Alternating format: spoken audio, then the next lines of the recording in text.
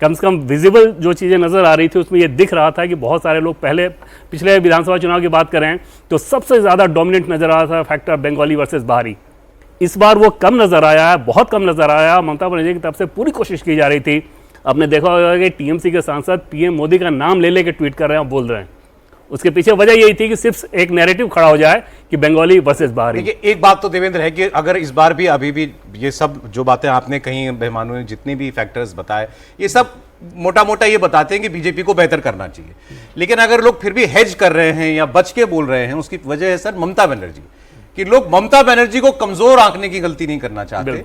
आज भी आप देखें जो तस्वीरें आपने सुबह से देखी कि कहीं ईवीएम पे जो है बीजेपी के सिंबल पर टेप लगा हुआ है। ममता बनर्जी बूथ बूथ जा रही हैं। ममता बनर्जी जितनी श्रिलनेस के साथ इस बार बोल रही है, हमने कभी नहीं उनको बोलते हुए सुना। तो लोगों को लगता है कि ममता बनर्जी अभी भी जो है कुछ लोग she can pull something out of the hat, अभी भी कुछ कर सकती हैं। तो आखिरी वक्त तक देखना चाहिए कि ममता के पास अभी कोई और कार्ड है क्या? मुझे तो नहीं लगता। मुझे लगता है आरजी कार की जो घटना हुई थी उसके बाद से ममता के पास कोई कार्ड नहीं रह गया। जो उनकी स्ट्रेंथ थी सबसे बड़ी, मुस्लिम वोट तो है ही, उसमें कोई इफ एंड बट है नहीं, कोई डिस्प्यूट नहीं है। वो पूरा जितना वोट पड़ेगा सब ममता बनर्जी को जाएगा। महिलाओं में जो परिवर्तन है, जो एस्पिरेशन है कि हमारे बच्चे पढ़ रहे हैं, पढ़ने के बाद नौकरी नहीं मिलेगी, कहाँ जाएंगे। एक ग्रामीण महिला ने कहा कि अगर बच्चों को नौकरी नहीं मिली तो वो गलत रास्ते पर चले जाएंगे। कहा कि अभी तक हमने दीदी का उन्नयन देखा, अब दादा का विकास देखेंगे।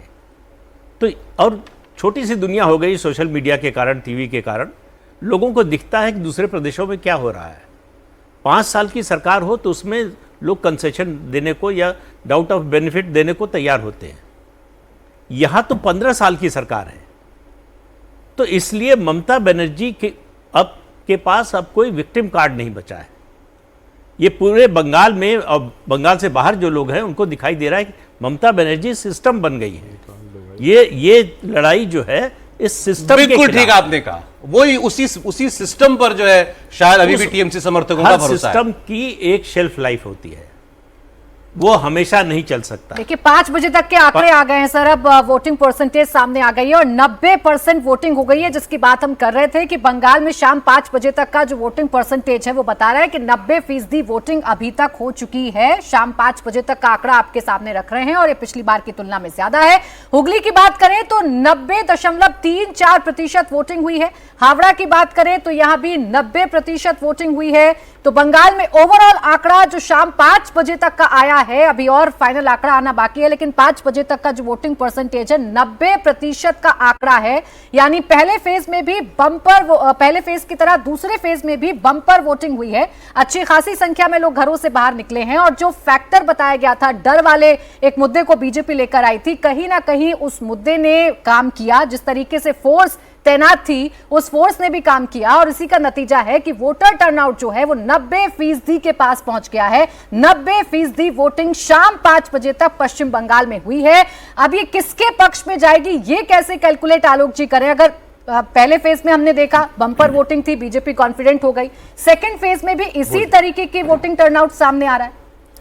राजी देखिए, मैं ऐसा मानता हूं कि जिस तरह से जितने बड़े पैमाने पर सुरक्षा का इंतजाम हुआ, जितना प्रॉमिस किया गया, आप देखिए बम, इस बार बम नहीं चला, बम को पकड़ लिया गया पहले ही।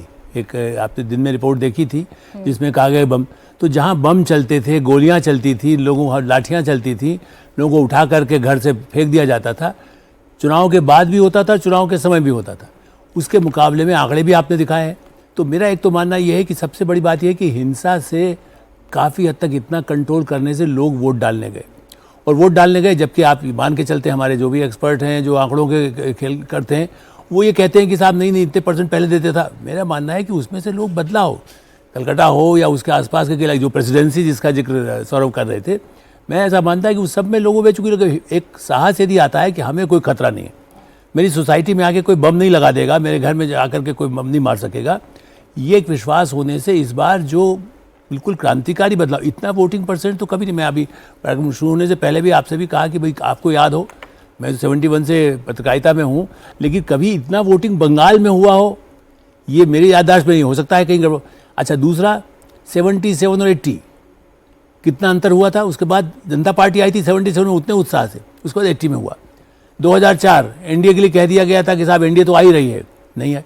तो इसलिए ये वो तो चाहे राष्ट्रीय चुनाव हो या विधानसभा के चुनाव हो, पहले मैं जिक्र किया कर्नाटक में इंदिरा गांधी जीती और उसके बाद कर्नाटक में जनता दल जीत गया।